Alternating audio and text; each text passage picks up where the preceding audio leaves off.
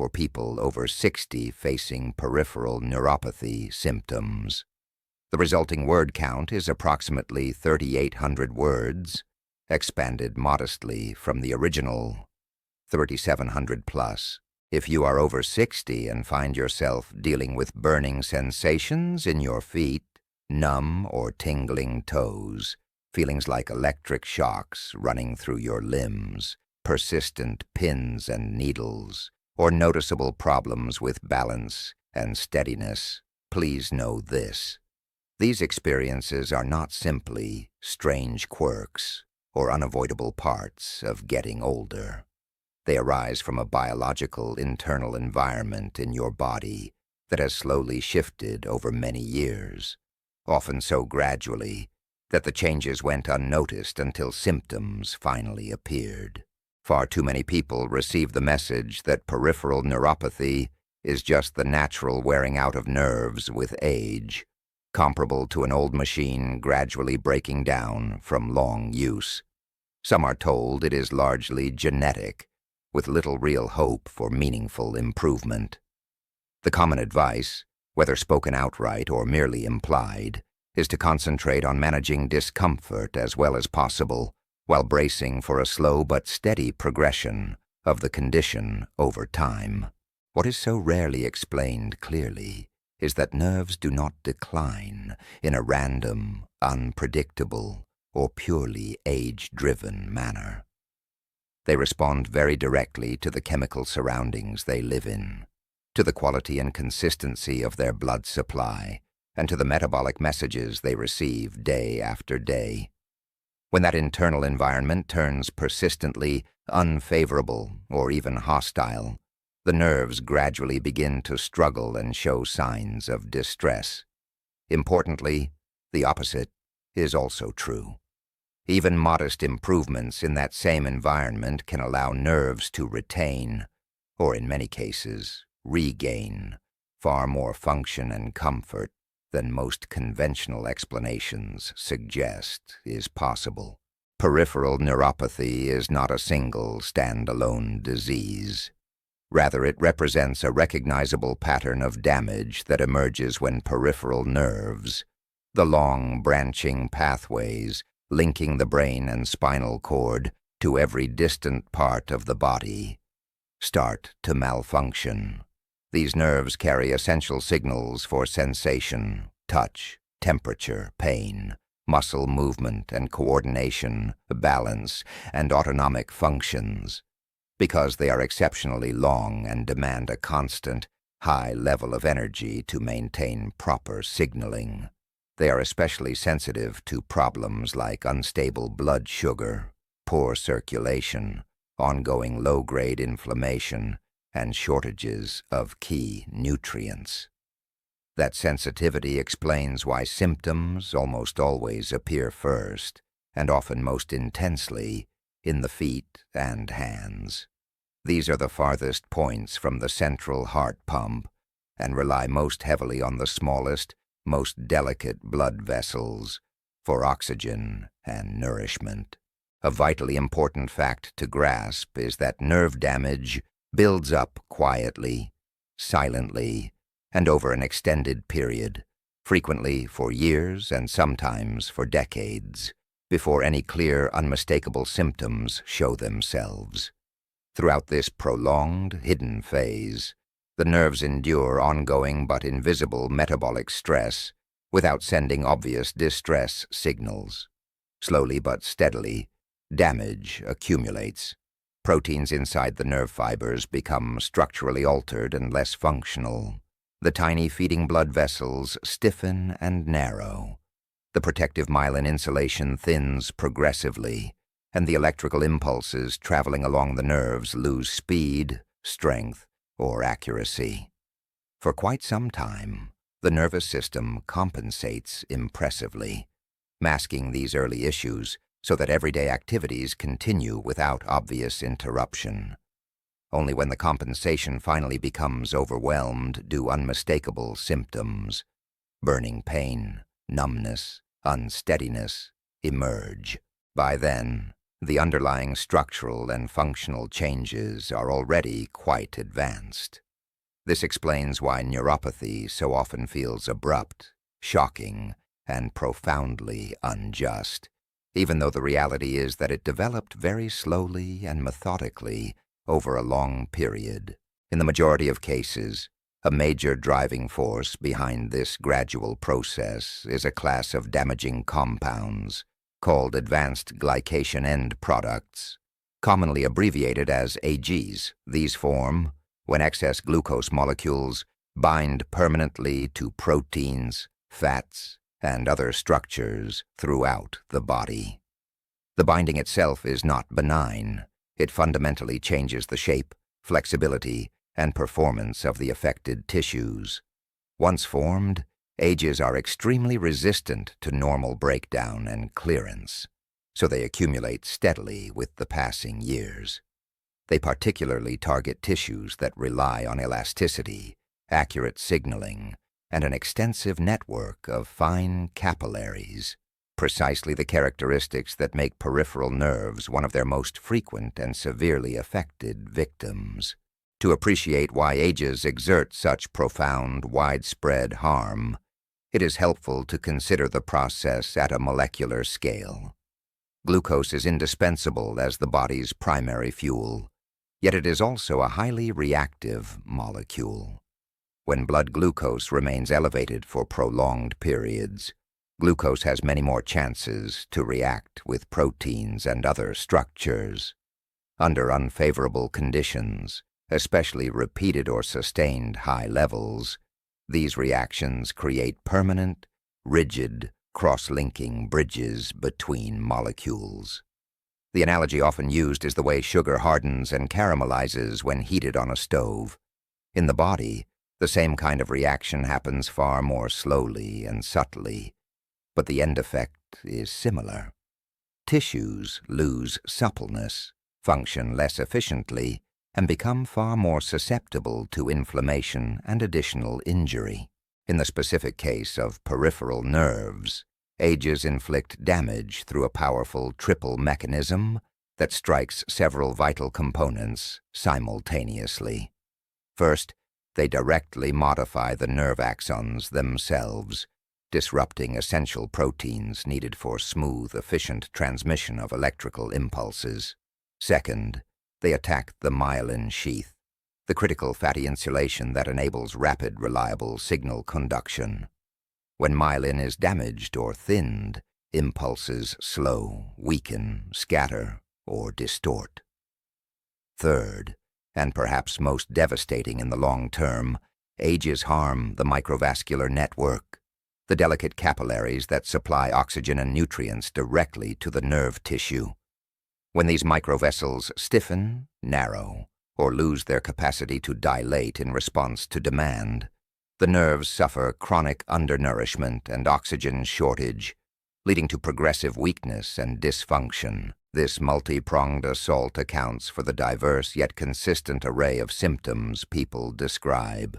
Intense burning from irritated, hyperactive nerve endings, complete numbness when signals fail to arrive at all, erratic tingling or electric shock sensations from disordered firing, muscle weakness from unreliable motor commands, and balance difficulties from inaccurate or delayed sensory input to the brain.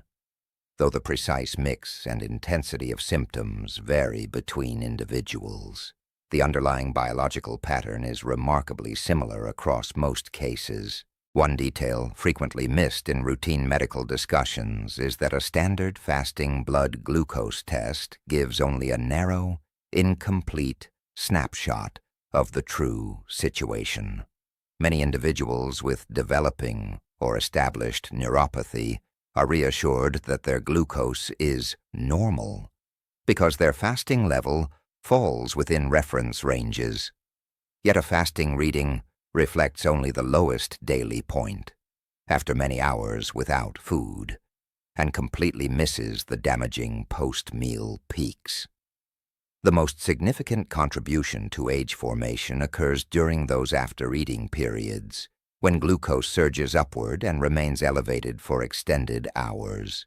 Repeated postprandial, after-meal, spikes over months and years are a primary driver of cumulative nerve injury. With advancing age, the body becomes naturally less adept at rapidly clearing glucose from the blood after meals. Muscle tissue tends to decrease, insulin sensitivity declines modestly, and glucose lingers longer in circulation. Importantly, aging itself does not inevitably cause neuropathy in every person. Instead, it reduces metabolic flexibility and resilience. When these age-related shifts combine with prevalent modern habits, frequent snacking, late-night eating, heavy reliance on processed carbohydrates, the stage is set for steady, ongoing AG accumulation. Vitamin B12 occupies another central protective position in nerve health. It is essential for maintaining the myelin sheath, supporting DNA repair and synthesis within nerve cells, and helping remove toxic metabolic byproducts. Regrettably, B12 absorption often diminishes with age, and this decline is frequently worsened by widely used medications such as proton pump inhibitors, H2 blockers, and metformin. When B12 falls below optimal levels, a key defense and repair system for nerves is weakened, permitting damage to advance more freely. Routine laboratory tests can sometimes fail to detect what is termed functional B12 deficiency. Serum levels may appear within normal reference ranges, yet remain insufficient for the nerve's actual needs. This subtle shortfall can persist for years, quietly contributing to vulnerability before symptoms become prominent enough to prompt investigation. By the point when obvious signs appear, the deficiency has typically been present and influential for a considerable time. Dietary sources of ages represent another commonly overlooked contributor. While internal age formation occurs mainly through prolonged high glucose exposure, preformed ages also enter the body directly from food. Cooking techniques involving very high, dry heat, grilling, frying, broiling, roasting, searing, or browning, produce substantial quantities of these compounds. Once ingested, they are absorbed into circulation and add measurably to the total age load. Even when overall blood sugar management is fairly good, habitual high-heat cooking can accelerate tissue aging and damage. Switching to gentler methods, steaming, poaching, braising, slow cooking, or stewing, can meaningfully lower dietary age intake with relatively minimal change to daily routines. After nerve damage begins, inflammation enters the picture to intensify and sustain the problem. Ages bind to specialized receptors, notably rage, triggering widespread inflammatory pathways. These pathways maintain nerve irritation, increase oxidative stress, and establish a self-perpetuating feedback loop. This inflammatory activity helps account for why symptoms often intensify at night. Circulation naturally slows during rest, allowing inflammatory substances to concentrate and linger longer. The resulting sleep disruption creates its own vicious cycle. Poor sleep worsens insulin resistance, elevates stress hormones like cortisol, promotes higher glucose excursions the following day, generates additional ages and inflammation, and further impairs restorative sleep. Physical activity emerges as one of the most effective, accessible, and evidence-supported ways to break this harmful sequence. When muscles are active, especially soon after eating, they naturally draw glucose from the bloodstream for energy, blunting those damaging post-meal spikes. Even modest brief walks, far from intense workouts, can produce meaningful reductions in postprandial glucose levels and duration. The primary value lies not in dramatic calorie burning or weight loss, but in achieving steadier, healthier metabolic patterns day after day.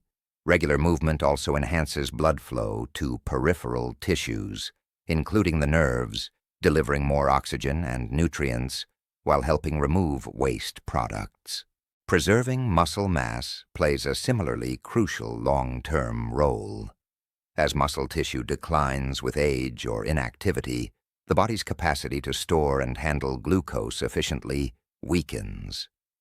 Light resistance training, simple bodyweight exercises, resistance bands, or light weights, helps maintain muscle, bolsters metabolic health, and offers indirect but substantial nerve protection.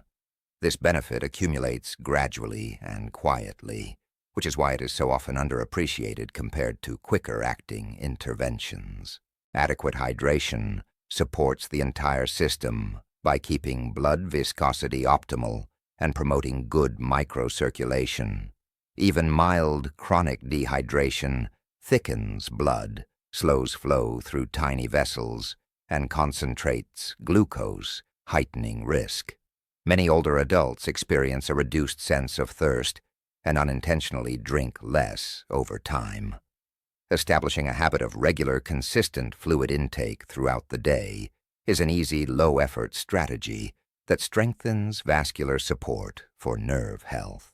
Chronic or repeated stress affects neuropathy indirectly but powerfully through hormonal pathways. Sustained stress raises cortisol, which elevates blood glucose, promotes insulin resistance, and exacerbates metabolic strain. While stress alone rarely initiates neuropathy, it significantly amplifies the conditions that allow damage to progress more rapidly. Simple, practical the stress management approaches, deep breathing, gentle stretching, short mindfulness practices, or enjoyable hobbies can lighten this extra load and foster greater stability. One of the most harmful and widespread misconceptions about peripheral neuropathy is the conviction that its progression is entirely inevitable and beyond influence. This belief often leads to resignation, reduced motivation, and a passive acceptance of decline. In truth, while severely and long-damaged nerves may never regain perfect condition, many partially affected nerves can stabilize impressively, slow or halt further deterioration, and in some cases recover meaningful function when the internal environment becomes consistently more supportive. Large numbers of people experience clear reductions in pain severity, better balance and coordination, improved sleep, and an enhanced overall sense of well-being once the pace of ongoing damage decreases substantially. The central, realistic objective is not total reversal or a miraculous cure. It is the steady, ongoing protection of whatever nerve tissue remains viable. Every period of more stable blood sugar removes hours of chemical stress from the nerves. Every night of deeper, more refreshing sleep supports natural repair mechanisms. Every decrease in systemic inflammation allows clearer, less distorted signaling. Over months and years, these small, consistent shifts accumulate in the same gradual way the original damage did, slowly, steadily, and powerfully. The capacity to meaningfully influence this trajectory is profoundly important. Efficient, post-meal glucose clearance relies heavily on sufficient muscle mass. Insulin directs excess sugar into muscle cells for storage and use. When muscle declines, glucose lingers longer in circulation, prolonging glycation opportunities. This mechanism helps explain the rising neuropathy risk with age, even in those who remain relatively lean, because muscle loss can occur independently of visible weight gain, especially without strength-maintaining activity. This muscle-glucose connection highlights why consistent movement provides strong nerve protection even before major dietary shifts occur.